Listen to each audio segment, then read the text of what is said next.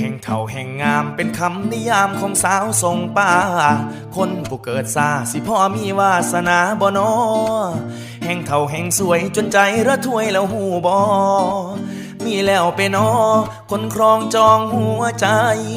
แห่งเฒ่าแห่งงามอายุอานามกำลังดี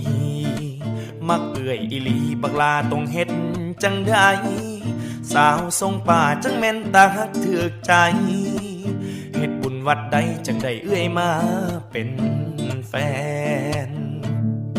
อ้าวหันนี่มักอีหลีผู้สาวแก้มไปลายมาบัดนี้มักอีหลีผู้สาวเฒ่าคนไข้กันศาสตร์นี่บ่ได้เป็นแฟนเจ้าบ่ยอมมักสาวมักผู้สาวส่งป้าเจ้าสวยเจ้างามออร่านางฟ้ายังสู้บ่ไหว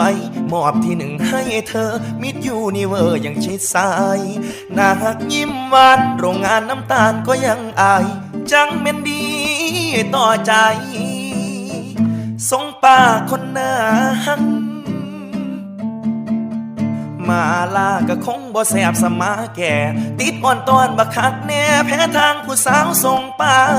เป็นบุญคักหลายได้เกิดมาพ่อมาสบตาคันพ่อมีวาสนาให้ได้ผู้สาวทรงป่าแน่แม่